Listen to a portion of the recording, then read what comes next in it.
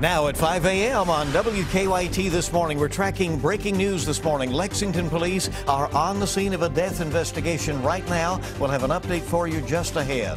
The EKU campus has Students are back on campus today after a threatening message was found at EKU and it forced the school to cancel classes last week. And police in Breathitt County say an escaped inmate was captured with the help of social media.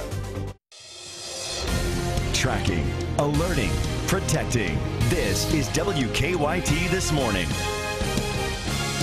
Good morning from WKYT. Welcome in. Great to have you along. Here we are on a Wednesday. I'm Bill Bryant. And I'm Rebecca Smith. Seems like that cool air is settling in. I think it is for the long haul. It looks like, especially as we head toward the weekend. Well, let's check in with Micah this morning. It is a crisp feel in the air. Yeah, it is. And you know what? We better enjoy it now because once we hit the weekend, it's going to be much colder. Looking outside right now, we have the clear skies. Temperatures look pretty good there in Madison County at 52, but watch us fall into the 40s before it's all said and done. 45, a lot of us sitting in the mid to lower 40s, and we'll finish off there once it's all said and done. Today's forecast, 67, cool, sunny, exactly like yesterday, where if you get under some of those clouds, a nice little breeze, it can be a bit chilly at times. We'll show you your weekend forecast, like I said, much colder than that, maybe 10 to 20 degrees. I'll have that coming up in a few minutes. All right, thank you very much, Micah. We'll see you then. We are tracking a breaking news alert in Lexington this morning. Police say a death investigation is currently underway at this moment on the south side of the city. Police responded to the train tracks behind Lowe's. That's near Fayette Mall. Just after 2 o'clock this morning, we're told one person is dead. Police are now questioning someone at this time. WKYT's Michelle Chamberlain is live from the scene on Nichols Park Drive. Good morning, Michelle. Yes, Lexington police are working a death investigation this morning. About 3 hours ago, a body was found under the bridge. It's right behind us here over off Man o' War. We are on Nichols Park Drive now. It was on part of the railroad tracks that run behind the Lowe's on Nichols Park Drive. A coroner was on the scene as that body was found. Now, police say the original call went out as a possible fight, but they have not determined if that is exactly the case. What we do know is that one person is dead. Police are not releasing how that person died. Another person is being questioned right now at police headquarters. We're working on getting more information, but police are telling us it will be a while before the scene is processed. They're hoping to find out more information as the sun comes up. Live in Lexington, Michelle Chamberlain, WKYT. All right, Michelle, thank you very much. We'll stay on top of that. Yeah. And school officials canceled classes at Eastern Kentucky University last week after finding a threatening message on campus. Today, students are going back to class. And security has been increased on campus. Investigators still have not found out who's responsible for that threat. WKYT's Mark Barber is joining us live from Richmond. Mark, what's the atmosphere on campus this morning? Good morning, Rebecca. Because investigators still have not found who is responsible for that threat, it really has been a week of nerves for many here on EKU's campus. But because that extended fall break is over and university officials decided not to cancel classes any further, students are heading back into class this morning. Now, that does not mean that police will stop their extra patrols on campus. Officers from several agencies will all be on campus today. They're hoping that their increased presence here, their strong presence, will give students some peace of mind. Many are still on edge this morning because an arrest still has not been made after a threatening message was found in a campus bathroom last Sunday. Now, that prompted university leaders to shut down the university, essentially, to cancel classes, and then that itself led into the extended fall break, which again was Monday and Tuesday this week. Now, students again heading back to school this morning as they are. Police have been interviewing persons of interest. However, no arrests have been made yet. They say they're still working to find that person who scrawled on a bathroom wall that they would kill everybody by October 8th. Now, of course, police are still looking for information. In this case, they are offering a reward of $10,000 to anyone who can give them some tips, some information that will lead to an arrest. Live in Richmond, Mark Barber, WKYT. Mark, thank you. And school officials say they are taking caution and closing Montgomery County schools today after a series of anonymous threats have been found there. In the last week, officials say 2 threatening messages were found on bathroom walls at McNabb Middle School and one at the Montgomery County Intermediate School. School officials think the threats are not credible and are likely just copycats of the EKU threat. Students have fall break the remainder of the week, so they won't return until next Tuesday. School officials and police will continue investigating the threats during the break. A Union College baseball player is now in jail after police say he wrote a threatening message on campus there in Barberville.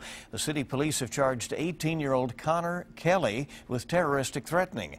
They say he wrote a message on a restroom wall in the campus library that said, quote, "Kill them all tonight." Once police located Kelly, he admitted to writing the message. Police say Kelly indicated his knowledge of the threat found on EKU's campus played a role in creating his own. Well, new this morning, Lexington police are looking for those responsible in a drive-by shooting. It happened last night before 10 o'clock in the area just off Lakeshore Drive and Fontaine Road. Investigators say 3 men in a white car pulled up next to one another and opened fire. They say 2 passengers were in the vehicle that was shot. Both were uninjured.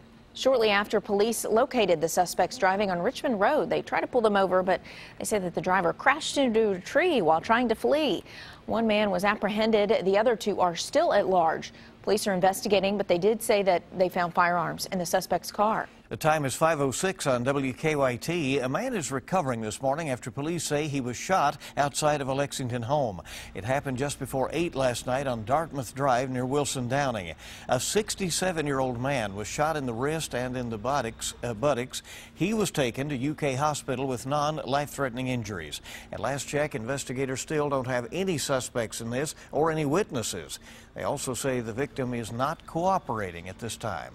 The westbound lanes of Interstate 64 in Fayette County are open this morning after a tractor trailer caught fire.